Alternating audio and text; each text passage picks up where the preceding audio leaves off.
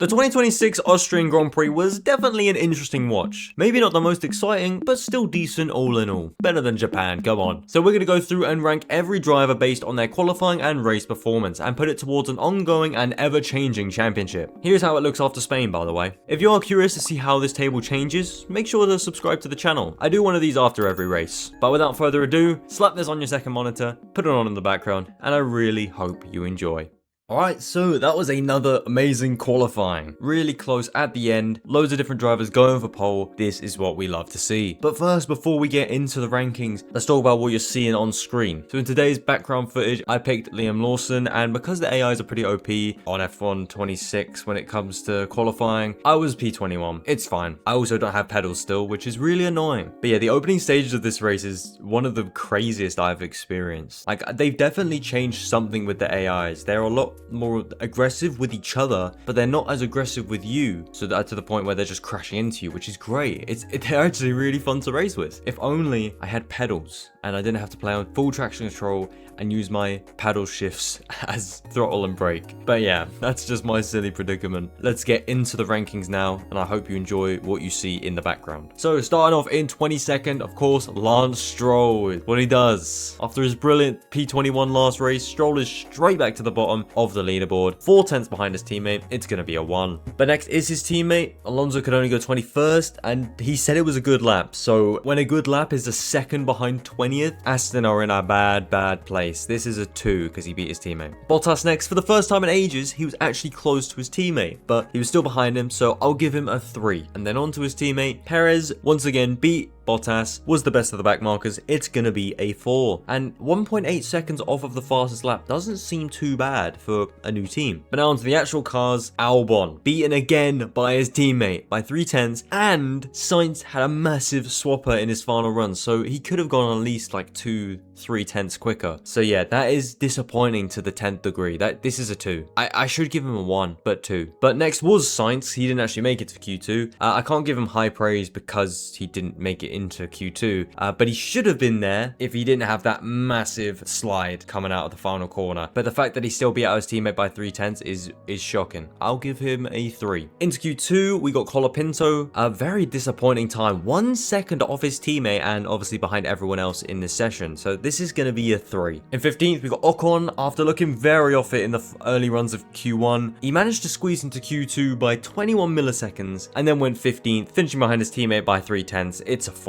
Hulkenberg was 14th. He had a pretty messy qualifying, ended it in 14th, 3 tenths behind his teammate. Because he got beaten by his teammate, I'll also give him a 4. But now on to Behrman. He outqualified his teammate. 13th is decent for the Haas, and 3 tenths ahead of him, 3 tenths off Q3. I'll give him a 5. And like Ocon and Hulkenberg, Behrman and Bortoleto are similar. Gabriel also outqualified his teammate, 3 tenths up, and was a 10th off Q3. I'm also going to give him a 5. But P11, Pierre Gasly. Final car to cross the line, and so almost knocked Verstappen out in Q2. He was 400ths away from Q3, and this was a very impressive lap. And 1 second ahead of his teammate, let's give him a 6. Verstappen got really lucky here. Now into Q3, we start with the first of 2 V-carbs, Arvid Lindblad. Very impressive that he got into the session in the first place. I think he was 4 tenths off of the fastest lap in Q2, which is really decent. And being only 500ths off your teammate in the final laps is great. So this is a 7. But I can't give him the same rating as Lawson because I can't really do that. So because Lawson beat him, I'll give Liam an 8. Only 3 tenths away from the next best car as well is really decent. And he was obviously best of the rest, best of the midfield guys. So now on to the top 4 teams. Hajar was one of the first to do a lap in the final runs and ended the session in 8th because of it. It's not bad. 5 tenths. I think he was like a 10th and a half off his teammate. And at least his car survived. I'll give him a 6. Piastri, first of the 2 McLarens again. Don't know what to say about these guys. I thought they were good. Pastry was so close to Norris. 9 milliseconds. So I'll give him a 6 and Norris a 7. Only 4 tenths off pole isn't bad in 6th and 7th place, but I definitely thought Norris was in with a chance. It looked like a really disappointing lap. But the big talking point of Q3, Verstappen obviously had his little shunt in the final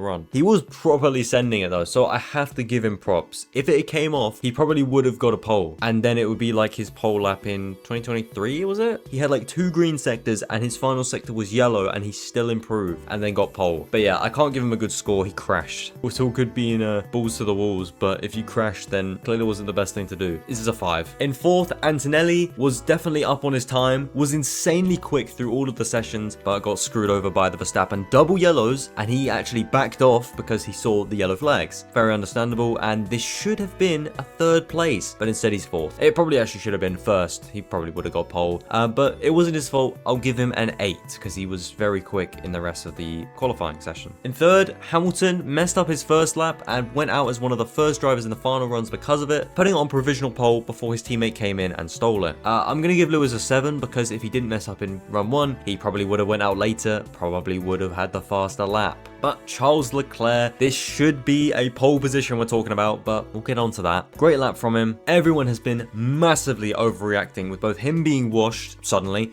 and Hamilton being a title contender. Yeah, I know Leclerc crashes a lot, but he's always on the limit. He hasn't just lost how to be a good driver, he's just in bad form. Guess who was in bad form last season? Lewis Hamilton. And now he's a title contender because he won 1 race. I will be convinced when he's won more than 1 race. Let's just wait a second, yeah, before we call him a title contender when he's like 50 points away from the lead. Calm down. But yeah, back to Charles Leclerc. He's not washed. Who would have thought it? So yeah, this is a 9. But obviously, pole position, George Russell. What do we do about this? By letter of the law, all lap times that improve going through a double yellow flag get deleted, even if he backs off. That's what everyone's been saying. And there is no way that there was only a single yellow flag in the fastest part of the circuit when a car has just been in the barriers. Russell said he only saw 1 yellow flag. There is no chance. Because yeah, this is the fastest part of the circuit and it's so easy to lose it there, as Verstappen showed. So yeah, Russell lost a few tenths. He said it was 5 tenths up and then he was 2.5 at the end. But like, the way he backed off looked pretty marginal anyway. It just looks like how they normally take that corner. They back off a bit before because of battery and then go through it at normal speed. It looked just like that. But yeah, no deletion because he gets to keep the lap because he's George Russell. Seems very fair, especially when everyone else backed off appropriately. It's almost like Russell only saw 1 yellow flag and everyone else saw 2 yellow flags. Very strange. If they want to stop people blazing through double yellow zones, they should just instantly red flag it. Like,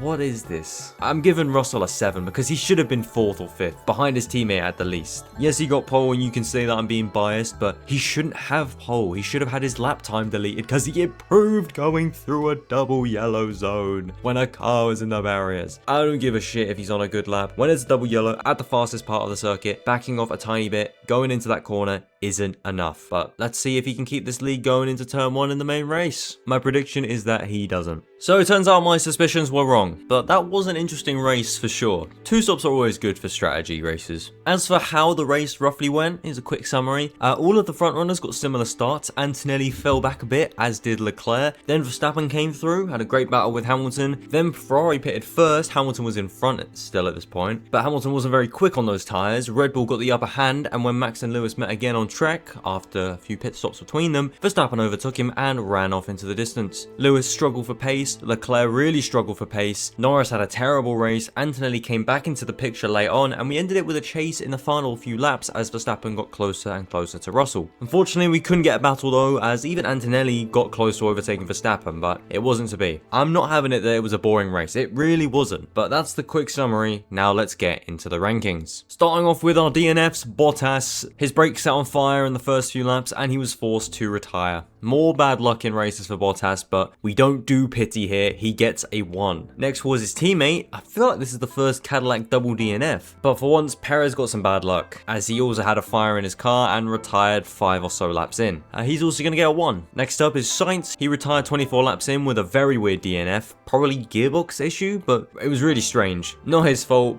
and he was ahead of his teammate before he retired, so I'll give him a 3, because he was still very off the pace. And our final retirement, Lance Stroll, retired 47 laps in. He had been running behind his teammate throughout and by a decent margin, 10 or so seconds. So Aston are just terrible. This is a 2. But as for Lance's teammate, Alonso, he did manage to complete the race but was last, was the only driver to get lapped 3 times, was far away from everyone, sped in the pit lane as well, got a penalty. It's just not a good race. Yes, he was ahead of his teammate, but this is a 2 as well. But Alex Albon, my disappointment is immeasurable and my day is ruined. What has happened to this guy? Second last finisher, was behind his teammate before he retired by a decent gap. This is just terrible. I'm going to give him a 1. I know the Williams isn't good good at Austria, but what is this? Next, Ocon, he actually made a good start, getting up to 11th in the opening laps, but still found a way to finish behind his teammate who lost 2 places of his own on the first few laps. He's shocking how far off the pace he is. This is a 2. And Colapinto wasn't much better. Off it all race, nothing really else to say. I'll give him a 2 as well. I don't really have much to say with Behrman, but he did finish ahead of his teammate. Wasn't really close to the points. Didn't do anything. Guess didn't do anything wrong. It's a 4 because he beat his teammate. And the same goes for Gasly. Beat his teammate, but considering he started 11th, losing 2 places isn't great. 4 as well. Hulkenberg, at least he wasn't 11th, but he was 12th behind his teammate. There wasn't really too much action in the midfield this race, so we didn't see Hulkenberg at all. I'll give him a 4. But next, Bortoleto, 11th again for him. At least he beat his teammate again. I guess this is what he needs if he can't get into the points. But Audi are looking better, at least this weekend. They bought new upgrades, so I'll give Bortoleto a 5. But now into the top 10 and the points. Arvid Lindblad gets us started in 10th place. Another very solid race for Arvid. Was close to his teammate throughout, was even ahead of him at times, but ended it in 10th. Very solid race. Couldn't ask for much more. I'll give him a 7. And his teammate Lawson was just ahead of him. Liam was equally matched with his teammate, but managed to come out on top for more points. Yet again, more points for Liam Lawson this season. Didn't do anything wrong, and this is going to be a nice 8 for him. But now into the top 4 teams. Starting us off is Leclerc. Considering he started on the front row, this is a really bad drive. It's clear the Ferraris struggled with tyres this weekend, but the fact Leclerc was so much further back than his teammate, who also struggled a lot, earns him a 3. And it's a similar situation for Norris. He was equally as far off his teammate and had no pace. Considering this is his best track and he always goes well around Austria, I'm very surprised he was this bad. He's going to get a 3 as well. Next, Hajar qualified in 8th, finished in 6th. Drove well, he didn't do much wrong, and I know Verstappen was 2nd while Isaac was 6th, but he had good pace and he didn't make mistakes. I'll give him a 7. But next is Hamilton. So much for a title contender, huh? I've seen lots of people blaming Ferrari for Hamilton finishing so low in this race, and I can't lie, it's so forced. Like, yes, Ferrari have brain-dead strategies, but this was not a case of that. They put Lewis on the softs because he had no pace. So now all of Lewis's pace problems is a Ferrari strategy problem. The glaze knows no bounds.